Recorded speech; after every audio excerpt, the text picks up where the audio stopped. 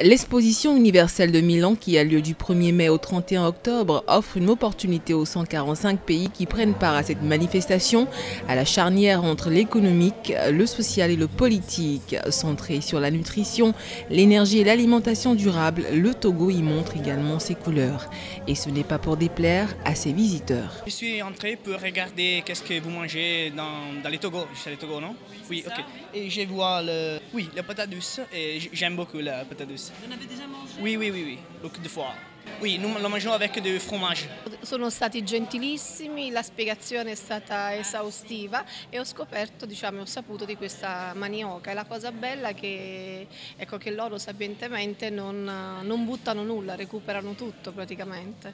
Ho visto che ci sono dei colori stupendi, rappresentanti dei prodotti che noi in Italia riconosciamo, glielo diamo da mangiare ai bambini piccolini come alimentazione.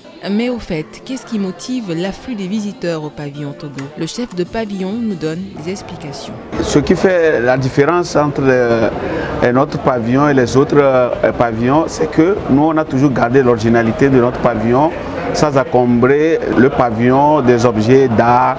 Nous sommes toujours dans le thème de l'expo. Ce qui intéresse plus les visiteurs, c'est que quand ils rentrent chez nous, ils trouvent tous les produits que nous avons et ils vont jusqu'au contact des produits, ils touchent les produits de manière naturelle. Et certains visiteurs vont jusqu'à nous dire que ça leur donne une impression qu'ils n'ont jamais eu la chance de toucher ou d'avoir cette sensation dans les autres pavillons. Même dans le temps où la chaleur, les températures sont élevées un peu, et malgré que d'autres pavillons ont connu une baisse des visiteurs, chez nous, ça n'a pas été le cas. Philippe, jeune volontaire et étudiant basé en Italie, nous fait découvrir les points forts autour desquels s'articule la présence du Togo à ce rendez-vous. Nous sommes là à l'expo pour présenter les tubercules et les céréales. Et puis en ce qui concerne les tubercules, nous avons apporté au moins 3 variétés. Nous avons apporté le manioc, nous avons apporté l'igname et enfin nous avons apporté aussi la patate douce.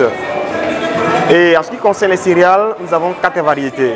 Nous avons apporté le sorgho, le fonio, le mil et le maïs. Et pour ce qui concerne le mil et le maïs, nous avons 2 variétés.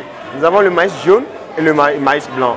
En fait, au Togo, nous en avons jusqu'à 3 variétés. Mais ici, on n'a seulement qu'apporté 2 variétés. Et puis, toutes ces céréales sont sans gluten. Et pour aller un peu plus loin, je dirais que tous les produits togolais même sont des produits bio. Comme le Togo, beaucoup de pays sont critiqués d'être en déphasage avec le thème proposé.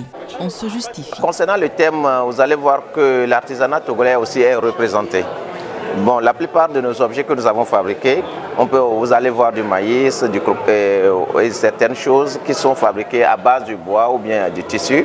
Mais nous avons essayé d'apparenter ou bien que cela reflète un peu avec le thème. C'est vrai aussi que vous allez voir dans la salle, ce n'est pas exactement ce qu'il y a on ne peut pas dire qu'à 100% parce que, vous savez, nous les Africains, ce que nous gardons pour nous, notre secret, la force que nous avons aujourd'hui, que nous avons toujours dit qu'on ne peut pas privatiser, même si on dit qu'il y a la mondialisation, l'artisanat qu'on pourrait prendre pour montrer aux gens. Donc, toutes nos expositions à travers le monde, nous respectons les thèmes. C'est-à-dire que si vous voyez ici, la 80 à 90% de l'exposition, on a respecté les thèmes. Mais à peu près les 10%, nous avons aussi amené au monde pour faire comprendre au monde que l'artisanat togolais est riche. Nous avons des atouts chez nous. Nous devons profiter de ces atouts. Et c'est la seule chose que nous pouvons exporter. Nous n'arrivons pas à exporter d'autres choses. Donc si aujourd'hui on va toujours suivre le thème et oublier complètement ce que nous pouvons exporter, on risque de perdre beaucoup. Donc tout en suivant le thème, nous profitons aussi pour montrer au monde que nous avons aussi de l'artisanat bien fait au Togo et made in Togo. C'est ce que nous exploitons, c'est ce que nous essayons d'exploiter, c'est ce que nous prenons pour pouvoir voyager avec. Donc automatiquement, on le fait toujours accompagner. C'est le sel qui accompagne le thème d'aujourd'hui. Pour souvenir, la plupart des visiteurs ne repartent pas sans se faire cacheter leur passeport dédié à l'exposition. Je dirais plus des Italiens et les Français et un peu moins les Anglais. mais il y a plus d'Italiens et de Français. La plupart des gens, quand ils viennent ici, ils veulent voir le manioc parce qu'ils entendent parler, mais ils ne l'ont jamais vu.